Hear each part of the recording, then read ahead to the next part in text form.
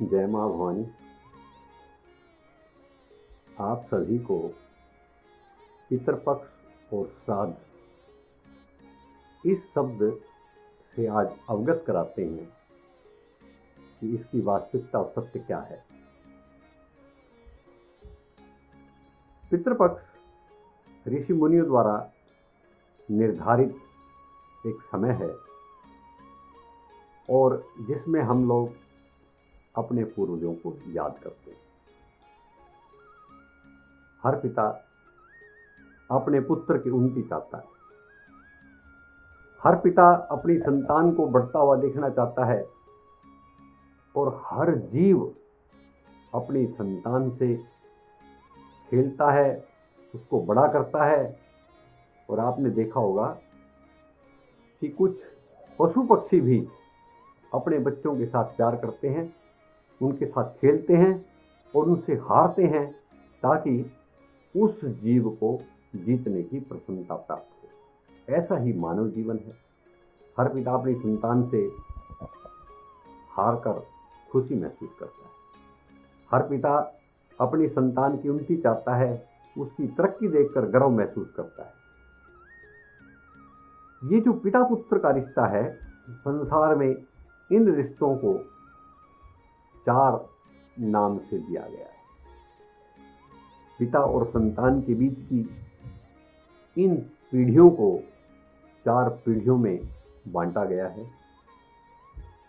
जैसे अगर मैं स्वयं पुत्र हूँ तो मेरा पिता और मेरे पिता के पिता का रिश्ता हुआ मेरा दादा और मेरे दादे के पिता का रिश्ता हुआ मेरा परदादा।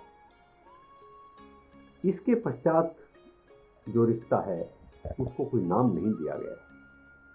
तो इसीलिए 4 पीढ़ियों के ही रिश्ते की बात हमारे समाज में प्रचलित है और उसी को मान्यता है। ये जो श्राद्ध हैं, इस पर आज के दिन काफी लोग कुतर्क करते हैं। कुछ नए नए मतों को चलाने वाले, भगवान का नाम या दर्जा देने वाले, स्वयं को प्रभु या स्वयंभू भगवान मानने वाले लोगों ने इन पक्षों का मजाक उड़ाना शुरू कर दिया है। आज के दिन लोगों को भ्रमित किया हुआ है और वो श्राद्ध के असल अर्थ, उसके पीछे के असल भाव को भूल गए। ये जो पितृपक्ष है, ये हमारे ऋषि मुनियों द्वारा निर्धारित एक समय प्रबंधन किया गया, क्योंकि ये हमारे पूर्वजों को याद करने, उन्हें मान सम्मान देने, उनके प्रति आस्था श्रद्धा रखने के इस समय को पितृपक्ष कहा गया और इसी का नाम श्रद्धा से श्राद्ध बना। अब देखिए, हम लोग अपना जन्मदिन मनाते हैं, हम लोग अपनी वैवाहिक वर्षगांठ मनाते हैं, हम लोग अपने मकान की छठ करते हैं, मकान का भी जन्मदिन मनाते हैं, हम लोग अपने ऑफिस को जब खोलते हैं उसका मुहूर्त करते हैं, उसका भी जन्मदिन मनाते हैं। कुछ लोग तो अपने कुत्ते, बिल्ली, कार इत्यादि का भी जन्मदिन मनाते हैं। तो अगर हम लोग अपने पूर्वजों को याद करें तो वो प्रशंसनीय है। ये जो पितृपक्ष है, इसको निर्धारित किया है हमारे ऋषि मुनियों ने, पूर्वजों ने। उस समय व्यवस्था नहीं थी और उस समय की गणना को याद रखने के लिए कोई न कोई पक्ष की आवश्यकता थी। इसलिए वो 15 दिन का पक्ष पितृपक्ष के रूप में मान लिया गया और उसमें पूर्णिमा को जोड़कर 16 की 16 तिथियां को जो है उन्होंने सम्मिलित कर दिया। अब प्रश्न उठता है कि इन श्राद्ध में ब्राह्मण को ही भोजन, बड़ी विचित्र बात है, लेकिन इसके पीछे का जो रहस्य है वो मैं आपको समझाता हूं। पहले चित्रकार, फोटोग्राफी, किसी भी प्रकार का कोई साधन नहीं था, इसीलिए हम लोग सांकेतिक तौर पर देवी देवताओं की पूजा अर्चना करते थे और उसके लिए स्थान की महत्वता थी। इसीलिए अगर हम लोग आज पिछले 2-3 हजार पूर्व के मंदिरों की तरफ जाएं तो वहाँ पर प्रतिमाएं नहीं, वहाँ पर जो है वो पिंडी पूजा है। यानी स्थान की पूजा है। इसलिए उस समय हमारे पूर्वजों का कोई चित्र उपलब्ध नहीं होता था। मंदिर सामाजिक तौर पे बनाया जाता था, पूरा समाज उसमें सहयोग करता था और वो मंदिर की जो व्यवस्था है उसको करने में किसी प्रकार की कोई बाधा नहीं आती। लेकिन जो पितर हैं, ये जो हमारे पूर्वज हैं, और जो हमारे पूर्वज हैं वो परिवार से जुड़े हैं, और परिवार से जुड़ने के कारण उनके लिए सामाजिक तौर पर कोई व्यवस्था करना संभव नहीं था। इसलिए कुछ लोग जो धनाढ्य थे, जिनके पास साधन था, वो अपने पूर्वजों के बोरखे बना देते थे, उसको पूर्वजों का स्थान कहते थे।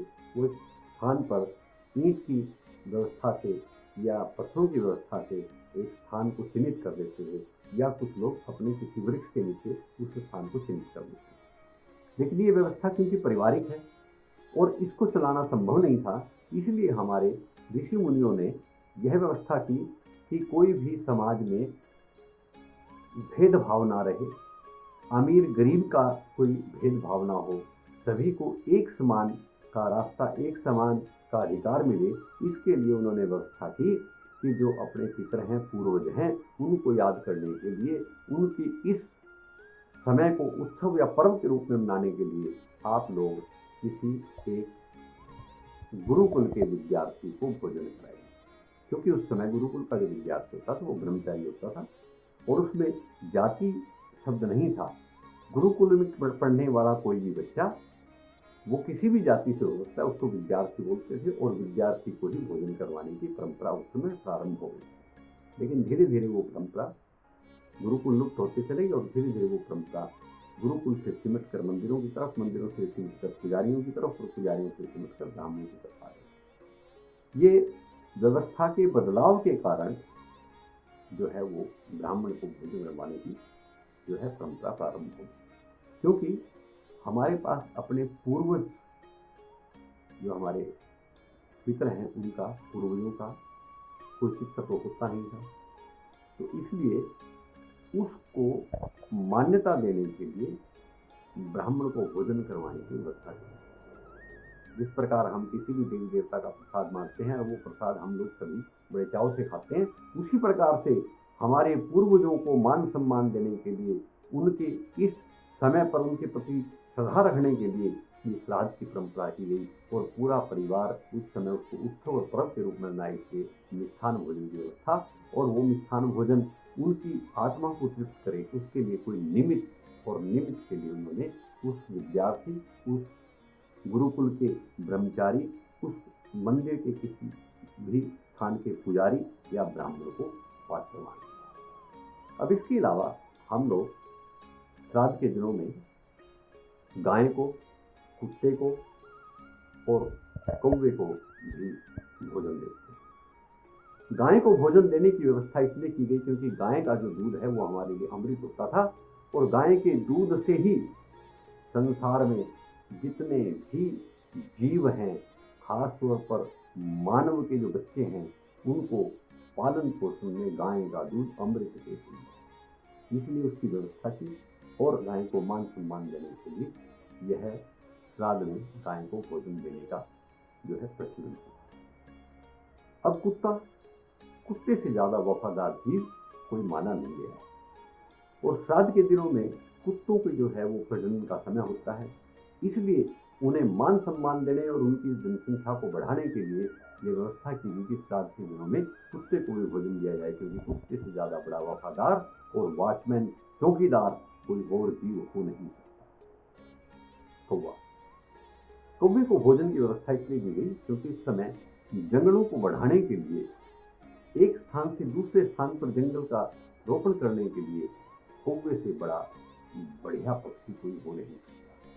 कौवा जिस भी बीज को खा लेता है, वो जब बीज उसकी विष्ठा से बाहर निकलता है तो वो ऐसी स्थिति में होता है कि वो एक बीज कई वृक्ष पैदा करने की क्षमता रखता है। ये हमारे ऋषि मुनियों ने उस समय की सोच को, वैज्ञानिक सोच को ध्यान में रखते हुए ये श्राद्ध की परंपरा प्रारंभ।